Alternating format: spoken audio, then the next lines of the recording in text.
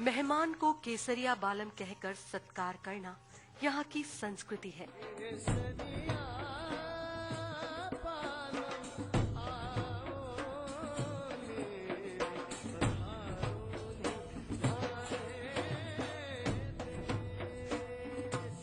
यहाँ सियासत है, यहाँ किस्से हैं, कहानियां हैं। विकास के नए आयाम सदियों के कुछ छूटे हिस्से हैं। जिसने भी इस माटी में पैर रखा वो बार बार यहाँ लौट कर आया।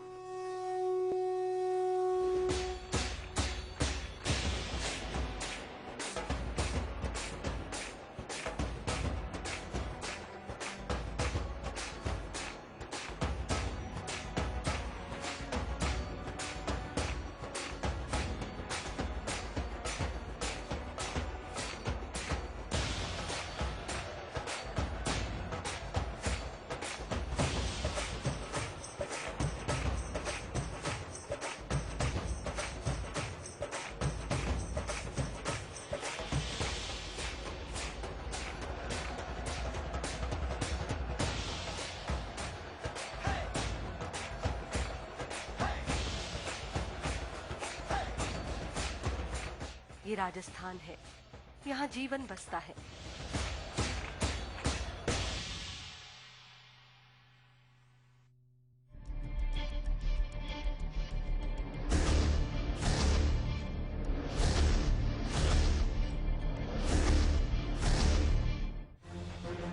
कैलाश मेघवाल बने विधानसभा अध्यक्ष।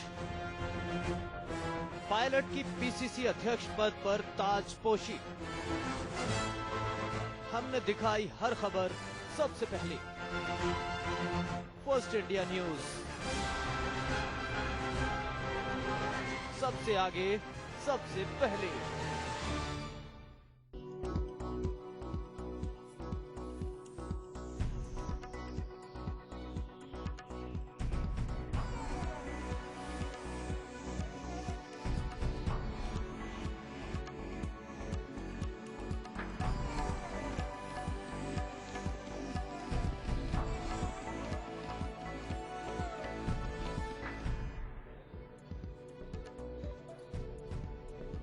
एसीएस मोहंती पर कसा शिकंजा। पुलिस ने आज भी 2 ठिकानों पर दी दबिश। अरुण चतुर्वेदी ने कहा ली जाएगी इंटरपोल की मदद। 4 संभागों में रेजिडेंट की हड़ताल से मरीज बेहाल। राजेंद्र राठौड़ ने बताया दुर्भाग्यपूर्ण, कहा बातचीत के जरिए निकालेंगे हल। राज्यसभा की 3 सीटों पर निर्विरोध चुने गए बीजेपी प्रत्याशी। फिर दोहराया प्रदेश को विशेष राज्य दिलाने का दर्जा।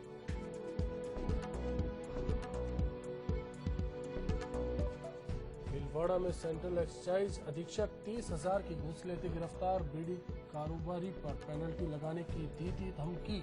सहयोगी भी चढ़ा हत्या। राजधानी में बढ़ती चोरियों की गाज गिरी। सोडाला एसएचओ पर किया सस्पेंड। कल ही हुए थे 1.5 करोड़ के लैपटॉप चोरी।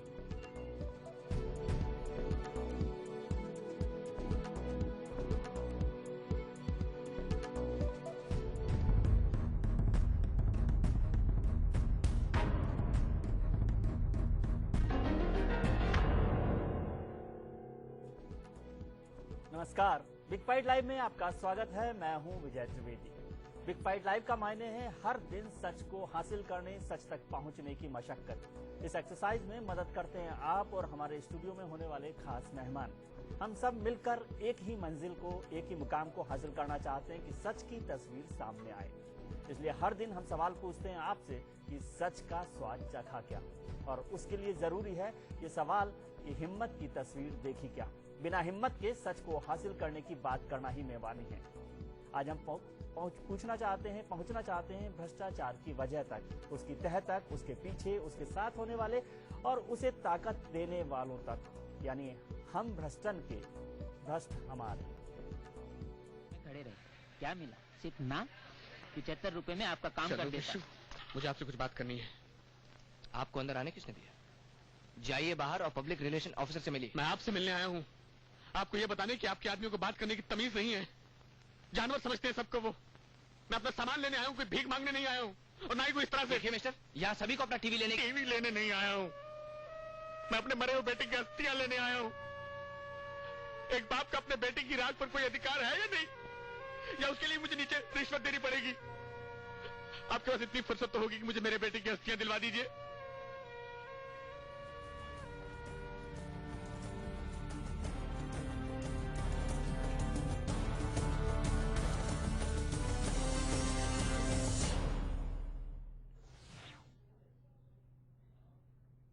दिल्ली में मुख्यमंत्री अरविंद केजरीवाल ने भ्रष्ट नेताओं की एक लिस्ट जारी कर दी और कहा कि इनमें से एक भी नेता को संसद में नहीं पहुंचने देंगे, यानी साफ राजनीति की ओर एक कदम। इस लिस्ट में सभी पार्टियों के नेता हैं। बीजेपी के अध्यक्ष रहे नितिन गडकरी ने तो केजरीवाल के खिलाफ मानहानि का मुकदमा दर्ज करने की धमकी दे डाली है।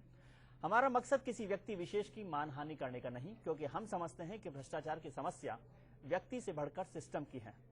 ट्रांसपेरेंसी इंटरनेशनल के मुताबिक भारत भ्रष्ट देशों में 94 नंबर पर है, 94, और स्विस बैंकों में करीब 1 खरब 40 अरब डॉलर ब्लैक मनी जमा है, जो मुल्क पर कर्ज की रकम से 13 गुना है। और मुल्क में ही 640 अरब डॉलर की अंडरग्राउंड इकोनॉमी चलती है, जो देश के जीडीपी का 50% है। भ्रष्टाचार के मामले में राजनेताओं का नंबर सबसे ऊपर माना जाता है। इस मुद्दे पर चर्चा के लिए हमारे साथ खास मेहमान बीजेपी के वरिष्ठ नेता और विधायक ओम बिरला साहब, राजस्थान सरकार में मंत्री रहे कांग्रेस के वरिष्ठ नेता बीडी कल्ला साहब, राजस्थान हाईकोर्ट के पूर्व जज जस्टिस पानाचंद जैन साहब, राज्य सूचना आयोग के रजिस्ट्रार जेके सचदेवा साहब और आईपीएस रहे डॉक्टर सीबी शर्मा साहब। आप सबका बहुत बहुत स्वागत है बिग फाइट लाइव में।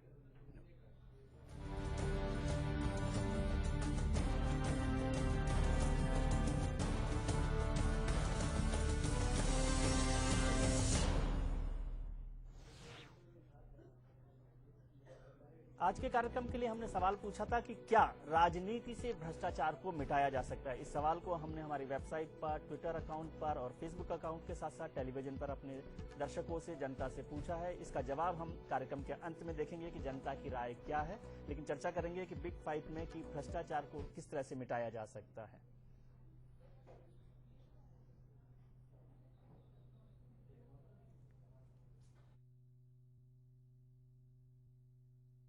संसद में बैठ के सारी पार्टियों ने प्रॉमिस किया, सारे देश को विश्वास दिलाया कि हम लोग जन लोकपाल बिल पास कर देंगे। लेकिन 2 साल के बाद जब उन्होंने वो लोकपाल बिल पास किया है तो एक पूरा लूला लंगड़ा लोकपाल बिल पास किया है, जिससे चूहा भी नहीं मरेगा, भ्रष्टाचारी तो क्या चल जाएंगे।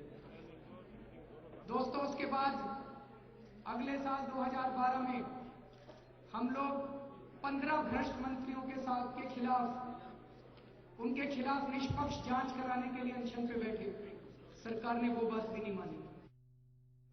भ्रष्टाचार पर चर्चा करने से पहले आज की सबसे बड़ी खबर, ब्रेकिंग न्यूज हमें मिली है कि केंद्र सरकार ने बिना सब्सिडी वाले जो एलपीजी सिलेंडर हैं उसके दाम 107 रुपए घटा दिए हैं। कल केंद्र सरकार ने सब्सिडी वाले सिलेंडर की संख्या जो है 9 से बढ़ाकर 12 कर दी थी। जाहिर है लोकसभा चुनावों को देखते हुए ये फैसला किया गया है।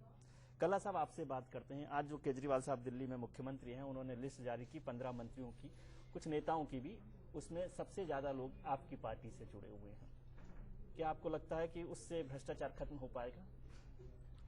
ऐसा है कि राजनीति में भ्रष्टाचार को समाप्त करने के लिए सबसे पहले नैतिक मूल्यों के प्रति व्यक्तियों को आस्थावान बनाना चाहिए।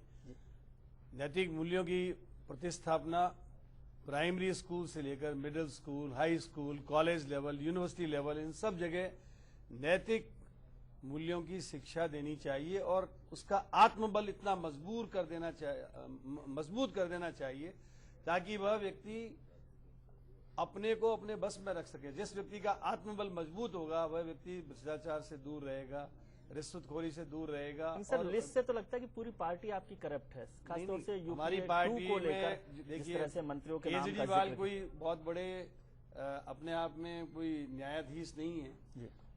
बीजेपी के अध्यक्ष जो हैं वो रिश्वत लेते हुए खुलेआम पकड़े गए। येदियुरप्पा जो हैं मुख्यमंत्री जो हैं बीजेपी के, वो रिश्वत के मामले में इन्हीं की पार्टी ने उनको हटाया। 1 मिनट में कंप्लीट कर लूं। आपकी पार्टी की बात, हमारी पार्टी में जिन लोगों ने भ्रष्टाचार में कोई काम किया, हमारी पार्टी ने एक्शन लेकर उनको हटाया है और उनको आगे तवज्जो नहीं मिली। तो कुल मिलाकर के मैं ये कहना चाहता हूँ कि हर पार्टी में सब तरीके के लोग आते हैं, लेकिन उन लोगों को तवज्जो नहीं मिले, उनको मान लीजिए उसने कोई काम में गलती की है तो उनके खिलाफ एक्शन होना चाहिए।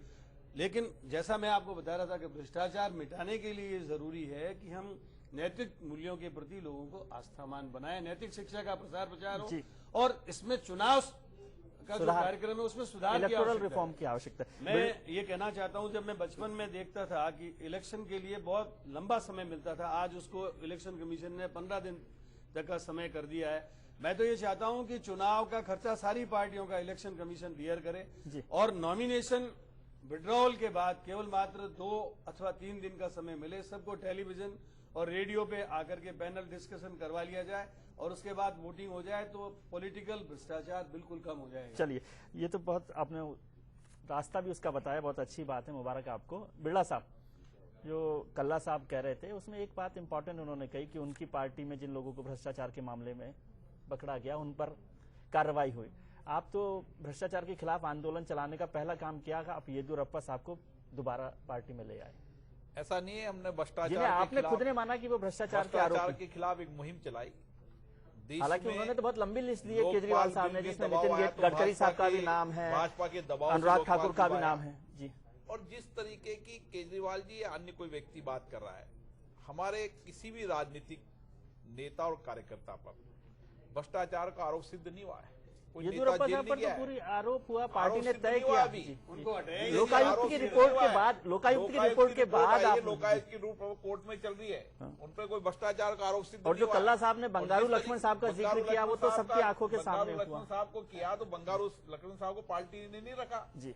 हम कभी भी भ्रष्टाचार से कोई पिछले दिनों वो राष्ट्रीय अधिवेशन में बैठे हुए थे, मैं देखा था। अभी हमारे भावी प्रधानमंत्री ने पहली बार कहा कि स्विस बैंक का पैसा, विदेशी पैसा लाने का काम हमारी सरकार आएगी, हमारी कई हमारी 7 साल की गवर्नमेंट में एक भ्रष्टाचार का आरोप बता दो मंत्री पर, जो विदेशों में गया हुआ था उसको कहां ले गया है? दबाव बनाया। आज हम कह रहे हैं कमिटमेंट के साथ कि इस देश के अंदर जो बाहरी विदेश में जिस भी देश की व्यक्ति का पैसा होगा उसको वापस लेकर आएंगे। ये हमारे भावी प्रधानमंत्री ने घोषणा की। जज साहब, कल्ला साहब ने कहा कि अरविंद केजरीवाल कोई जस्टिस नहीं है, जज नहीं है। आप जज साहब हैं, हाई कोर्ट में आप लंबे समय तक रहे हैं, क्या आपको लगता है कि पॉलिटिकल सिस्टम में जो करप्शन है उस पर जज साहब तो कोई फैसला देते नहीं और बिरला साहब और कल्ला साहब केवल एक पॉलिटिकल लड़ाई लड़ते हैं फिर अगले इलेक्शन में जीत जाते हैं? क्या रास्ता है?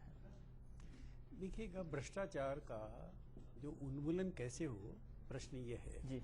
तो भ्रष्टाचार के उन्मूलन के लिए हमें व्यक्ति को चेंज करना पड़ेगा, सिस्टम को चेंज करना पड़ेगा, कानून को परिवर्तन करना पड़ेगा और आम आदमी आज जज है। जो आपने बात कही मैं उससे निवेदन करूंगा, आम आदमी आज जज है, वो आपको जज कर रहा है, तो उसकी अपेक्षाएं क्या हैं, उनके अनुकूल आपको अपने आप को ढालना पड़ेगा। और आज जो हमारी ये उपभोक्तावादी जो संस्कृति है इसको समाप्त करना पड़ेगा। जब तक आदमी की अपेक्षाओं के अनुसार कानून नहीं बनेगा, जब तक उसके उमंगों के अनुसार जो है सरकार आचरण नहीं करेगी, जबकि उसकी आकांक्षाओं की पूर्ति नहीं होगी, ये भ्रष्टाचार कभी समाप्त नहीं होगा। लेकिन सर, इसमें एक वीकनेस नहीं लगती कि जो हमारा डेमोक्रेटिक सिस्टम है, यदि आम आदमी जज हो जाएगा तो फिर तो बहुत सारे अभी 2/3 लोग जो हैं करीब करीब पार्लियामेंट में और विधानसभाओं में करप्ट हैं, जिन्हें दागी कहते हैं, अपराधी कहते हैं, वो सब लोग। तो फिर तो आप वही बात करें जो पॉलिटिकल पार्टी करे कि हम जीत कर आ गए, अब खत्म हो गया किससे? देखिए कि ये फिर तो जज साहब की जरूरत ही नहीं है। नहीं, जैसा मैंने निवेदन किया ना, सिस्टम को सारा परिवर्तन करना पड़ेगा।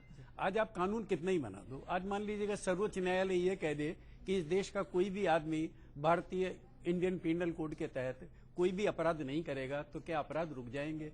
क्या आप जो है आज ये जो 376, 377 में जो आपने परिवर्तन लेकर आए हैं रेप के मामलों में, क्या इससे रेप के मामले खत्म हो गए? ये समाप्त नहीं होंगे। आज जो प्रश्न आया, जैसे अभी आज राजस्थान पत्रिका में एक था कि इस देश की पार्लियामेंट के 173 आदमी जो किसी न किसी अपराध में हैं और 73 ऐसे लोग हैं जो भीषण अपराधों में, गंभीर अपराधों में, जब आप जनता पर छोड़ देंगे तो अब क्या करेगा? बने रहेंगे ना? तो आज प्रश्न ये आता है कि जनता अगर ये सोच ले कि इन आदमियों को टिकट नहीं दिया जाए, पॉलिटिकल पार्टी अगर इनको देती है तो हम इनका बाइकआउट करेंगे और कोई भी इनको जो है मत नहीं देगा जी। तो ये हमें जो है ऐलान करना पड़ेगा, जनता को आगे आना पड़ेगा। आज क्या अधिकार है? आपने देखेगा कानून में परिवर्तन कर दिया। कानून कितना अच्छा था कि जिस आदमी को सजा हो जाए उसको आप जो है टिकट नहीं दोगे, वो चुनाव लड़ने के लिए डिस्क्वालीफाइड है। अब आप पार्लियामेंट में कांग्रेस भी है और बीजेपी भी है और सबने सभी मिलकर लोग उसको इन्होंने मिलकर उसको अमेंडमेंट कर दिया। अब क्या फायदा हुआ उसका? आम सहमति से हुआ है वो, उसने जो है आम सहमति से हुआ, पार्टी में सब लोगों की सहमति इसका विरोध क्या किया। हुआ? सर्वदलीय आज मान लीजिएगा लालू जी जो है करप्शन में रहकर आए तो क्या होगा? अब जो फिर चुनाव लड़ लेंगे जी। अब चुनाव लड़के 5 साल निकाल देंगे तो अंत में क्या होगा जी। तो ये जनता को करना पड़ेगा, जनता को इनको ठीक करना पड़ेगा, आम आदमी को जो है साथ आना पड़ेगा। और जब तक जो है इन लोगों को ये हम निश्चित कर लें कि जो भी आदमी टेंटेड है, जो कन्विक्शन हो चुका है, जो आदमी जेल हैं, उनको हम मत नहीं देंगे और उनके खिलाफ जो है नोटा का प्रयोग करेंगे। आप देखिएगा आप भारी परिवर्तन ला सकते हैं। जी, हमारे साथ बीकानेर से दर्शक जुड़ रहे हैं, मनोज जी। मनोज जी, आप क्या कह रहे हैं? मैं कला जी से पूछना चाहता हूँ जी, क्या आप राजनीति से भ्रष्टाचार दूर करना चाहते हैं? जी, और 10 साल से यूपीए की गवर्नमेंट दिल्ली में है आपकी जी, और 5 साल आपकी सरकार रह गई। यूपीए गवर्नमेंट की तो स्थिति ये रही कि उन्होंने तीनों जगह घोटाले कर दिए, धरती, आकाश, पाताल। जी, क्या ऐसी आप 10 साल सरकार देख के क्या आप इस भ्रष्टाचार को दूर कर पाएंगे? जी, शुक्रिया। कला साहब, ऐसे धरती, आकाश, पाताल, ये मतलब एक बहुत वेग जनरल स्टेटमेंट है। उनका कहना है कि सब जगह में एयरफोर्स में हुआ 9 से 10%, 8 से 9% ग्रोथ रेट रही है, जो एनडीए की गवर्नमेंट से ग्रोथ 2% ज्यादा रही। ग्रोथ रेट और से उसके बाद भ्रष्टाचार को देखो आपके, भ्रष्टाचार और किया। बीकानेर से आपके लोग कह रहे हैं। देखिए मेरी बात सुनो, एनडीए गवर्नमेंट के वक्त में हिंदुस्तान जिंक लिमिटेड, आपकी सरकार 8-10 साल तक आप निकालते ना, जांच कराते। 3 लाख करोड़ रुपए के एसेट्स को मात्र 1500 करोड़ रुपए में बेच दिया। लक्ष्मी विलास होटल जो 5 करोड़ 19 लाख में बेच दी, उसकी कम से कम 1500 करोड़ रुपए की लागत है। इसी प्रकार आपके सेंट्रल होटल, सरकार थी, जितना भी पब्लिक सेक्टर यूनिट्स की डिसइन्वेस्टमेंट की जो इनकी पॉलिसी थी, उसमें भारी भरकम भ्रष्टाचार हुआ। हमारा ये कहना है कि कांग्रेस ने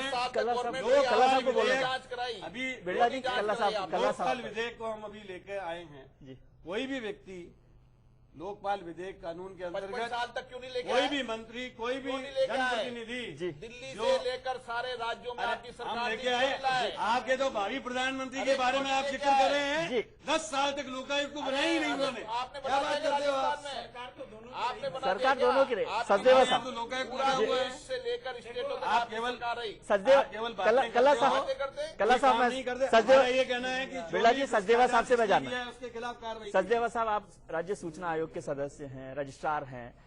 जो सूचना आयोग है वो क्या आपको नहीं लगता कि बहुत महत्वपूर्ण कड़ी है भ्रष्टाचार को रोकने में? कम से कम उजागर करने में तो सबसे पहला कदम उन्होंने उठाया है। जो आपने शब्द कहा उजागर करने के लिए ही है जी, क्योंकि सूचना के अधिकार के अंतर्गत आप केवल एक सूचना ले सकते हैं और उस सूचना को टूल के रूप में यूज करके अगर आगे आप कुछ काम करें तो कर सकते हैं। लेकिन आपको लगता है उससे फायदा नहीं हो रहा?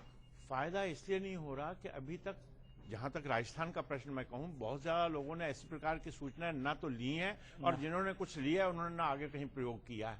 अगर उसको आगे उपयोग में लाते, प्रयोग करते, कहीं आगे चलते तो स्वाभाविक रूप में उस पारदर्शिता का लाभ जरूर मिलता जनता को। वो नहीं मिला के अंदर 5 साल तक इस सरकार ने सूचना आयोग में एक डायरेक्टर नहीं लगाया। जी, डॉक्टर शर्मा, कहा 15,000 सूचनाओं के लिए आयोग में लोगों ने के रखी है। जो शर्मा साहब, आपको लगता है कि पुलिस जो है सबसे इम्पोर्टेंट रोल अदा कर सकती है करप्शन को रोकने में, लेकिन वही सबसे ज्यादा करप्शन को बढ़ाने में मददगार होती है, ऐसा आरोप रहता है? देखिए, सबसे बड़ी समस्या क्या है कि चाहे कोई भी विभाग हो या चाहे पार्टी हो या ऑर्गेनाइजेशन हो, ये भ्रष्टाचार सब में है। और जब भी इसकी चर्चा चलती है, जब सब अपना डिफेंसिव हो जाते हैं, सारे ये कहते हैं कि मेरे से, पुलिस वाले भी कहते हैं हमसे ज्यादा करप्ट वो हैं, हमसे ज्यादा करप्ट वो हैं। प्रश्न ये आता है, इसमें एक स्टडी हुई है, मेरा इसमें सोच साहब दूसरा है जी, मुझे क्षमा करेंगे, कि किसी भी ऑर्गेनाइज सोसाइटी में ले लीजिए 20% आदमी ऑनेस्ट, सिंसियर, डेडिकेटेड, कमिटेड है जी, वो बिल्कुल हर हालात के अंदर वो रहेंगे जी। और 20% आदमी है वो जैसे लहरें गिनके पैसे खाने वाले हैं, वो सिस्टम में से कहीं न कहीं कोई खामी निकाल लेंगे। बीच के 60% जो है वो हालात को देख के, वो जो पैरामीटर्स ने उन पे, जिसके अंदर आपका विजिलेंस है, आपकी लीडरशिप है, आपका एजुकेशन है, आपकी ट्रेनिंग है, मतलब ये सारे के सारे, जैसे सूचना का अधिकार है, ये भी उसका एक टूल है कि उससे वो कंटेन कर लेते हैं। अब इसके अंदर ये रहता है कि एक तो जैसे कला साहब ने कहा, बिल्कुल सही बात है कि बचपन से उसको ये शिक्षा दी जाए कि वो उसको करप्ट प्रैक्टिसेस नहीं करें। दूसरा ये कि तत्कालिक क्या करें, वो तो रिजल्ट आएगा 20 साल, 25 साल, 30 साल बाद में, तो हमारी जनरेशन तो खत्म हो जाएगी। तो what can we do today? उसके अंदर एक सीधा सा ये रहता है कि यदि लीडर है वो ये आइडेंटिफाई कर ले कि 20% करप्ट कौन से, 20% ऑनेस्ट कौन से, और उनको इसी तरह का जॉब दिया जाए तो डेफिनेटली उनके करप्शन के लेवल के अंदर कमी आ जाएगी। वो आपका सुझाव जो है वो ठीक है, वो मानते हुए वो जितने 20% करप्ट लोग हैं उनको जरूर टिकट देते हैं आइडेंटिफाई करके। हाँ, वो एक अलग है। चलिए इस पर चर्चा जारी रखेंगे हम ब्रेक के बाद भी, कि हमारे खास पैनल जो है, हमारे खास मेहमान हमारे साथ बने हुए हैं। भ्रष्टाचार जैसे गंभीर मुद्दे पर हम चर्चा कर रहे हैं, आप हमारे साथ बने रहिए और देखते हैं जनता की राय क्या है। जब तक हम खुद बदलाव न चाहें, जब तक हम खुद अपने रास्तों को सही नहीं करें, जब तक हम खुद अपने मॉरल वैल्यूज को वापस रिवाइटलाइज नहीं करें, तब तक ये बहुत ही मुश्किल काम होगा। देखिए, देश में पहले से ही भ्रष्टाचार को रोकने के लिए कई कानून बने हुए। आप कितने लोकपाल ले आओ, कितने जन लोकपाल कानून ले आओ, उससे भ्रष्टाचार कभी नहीं मिटने वाला। भ्रष्टाचार कोई एक दिन की समस्या नहीं है। भ्रष्टाचार समाज के कहीं न कहीं जो है वो जड़ों के अंदर जुड़ी हुई समस्या है। ये किसी राजनीति या अफसर में बांटने से नहीं होगा, व्यक्ति के अपने खुद के व्यक्तिगत चरित्र से ये निर्भर करता है कि वो भ्रष्ट कौन है।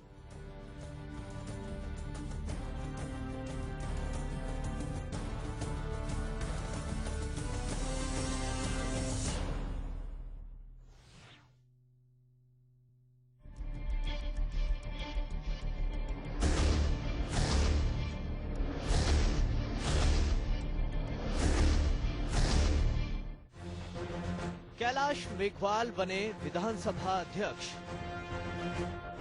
पायलट की पीसीसी अध्यक्ष पद पर ताजपोशी।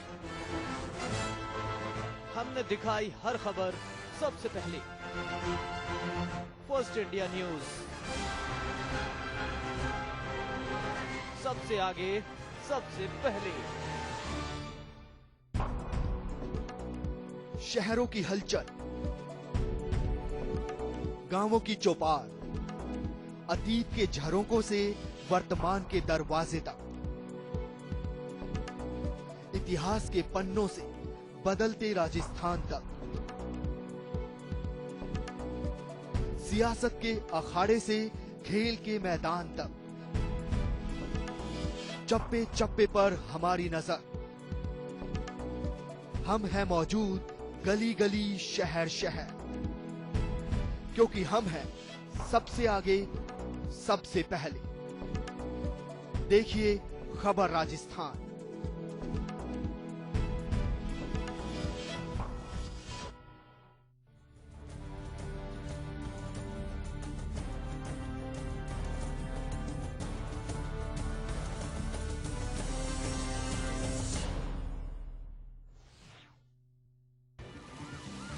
मंत्री जी, हम सीबीआई से आए हैं।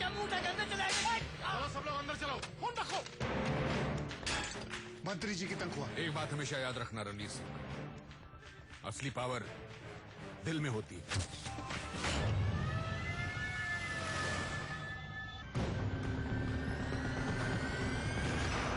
हम सीबीआई से, असली वाले। पिछले 2 साल में ऐसे 13 केसेस आ चुके हैं। ये तो वो हैं जो डिटेक्ट हो गए। ये शायद एक्स सीबीआई के लोग हैं। ये ज्यादातर पॉलिटिशियंस और बिजनेसमैन को टारगेट करते हैं, उनकी धुलाई भी करते हैं। आज हमने सवाल पूछा था कि क्या राजनीति से भ्रष्टाचार मिटाया जा सकता है। ये सवाल हमने जनता से पूछा था हमारे फेसबुक अकाउंट पर, ट्विटर अकाउंट पर और firstindianews.com पर और हमारे टेलीविजन पर। हम जनता की क्या राय है ये कार्यक्रम के अंत में बताएंगे कि क्या राजनीति से भ्रष्टाचार मिटाया जा सकता है। लेकिन हम चर्चा कर रहे हैं आज हमारे खास पैनल के साथ, और हमारे साथ इस समय टोंक से जुड़ रहे हैं उमर अली साहब। अली साहब, आप क्या कहना चाहते हैं? जी सर, ये हमें राहुल जी को लेकर के सवाल पूछना चाहता हूँ हमारे कांग्रेस वालों से जी, कि ये हमारे राहुल जी जब 3 सिलेंडर मांग सकते हैं, प्रधानमंत्री और चिदम्बरम जी इनको और मोदी जी 3 सिलेंडर अप्रूव कर देते जी, तो हमारे जो जितने नेता भ्रष्टाचार में लिप्त है, क्या उनके लिए कोई जांच की किसी चीज की या कुछ नहीं मांग सकते क्या? जी, बहुत अच्छा सवाल आपका है, शुक्रिया।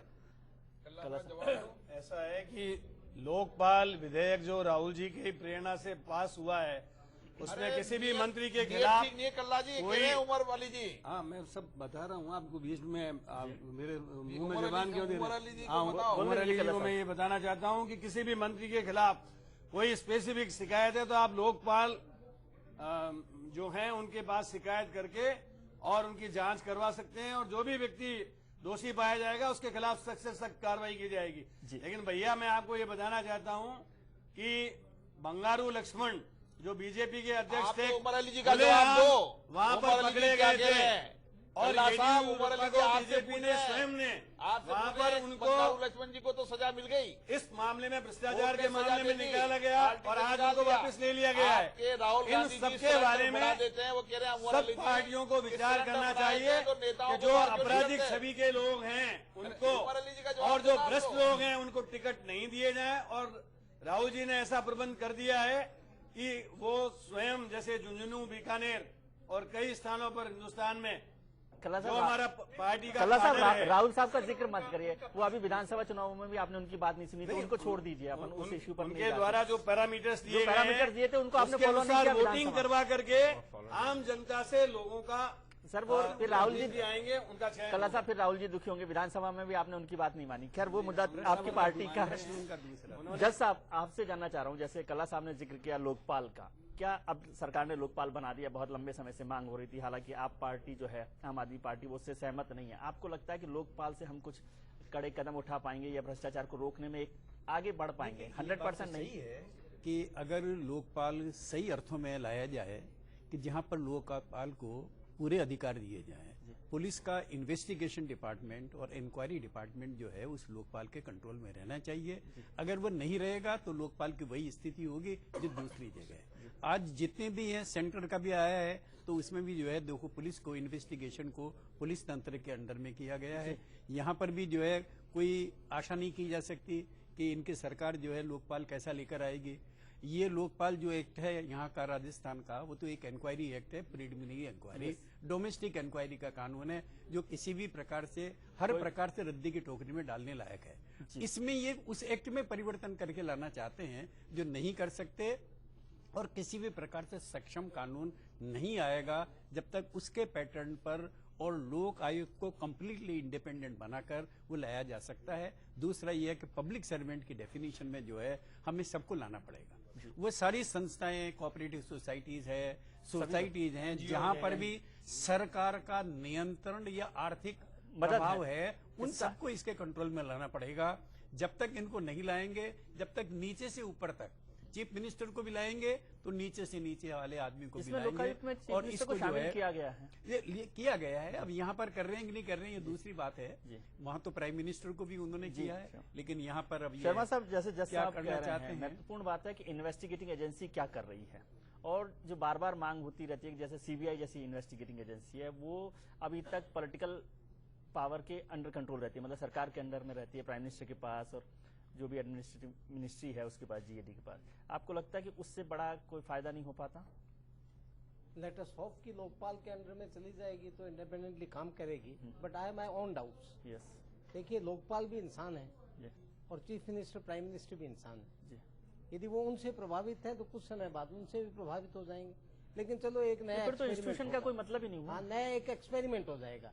नहीं, जिस तरह से चुनाव आयोग में हमने एक नई ताकत देखी है तो वो लोकपाल में भी हो सकती है। नहीं हो सकती है जी, हो सकते हैं, लेकिन मेरा ये निवेदन है कि साहब जब तक नीचे के लेवल पे भी और ऊपर के लेवल तक जीरो टॉलरेंस करप्शन के खिलाफ नहीं होगी, मन में जब तक दृढ़ संकल्पित नहीं होंगे और जब तक आप आइडेंटिफाई नहीं कर लेंगे जो आदमी भ्रष्ट है, जो मान लीजिए कोई भी अधिकारी, कर्मचारी, लोक सेवक भ्रष्ट है, तो वो उसको चेक करने के लिए ऊपर वाले को स्ट्रिक्टली उसको डील भी करना पड़ेगा जी। लेकिन आप ये बात तो मान रहे हैं कि सीबीआई जैसी एजेंसी में या लोकपाल, देखिए मैं एक और बताऊं आपको कि जो जनता त्रस्त है वो लोअर लेवल के ऊपर त्रस्त है।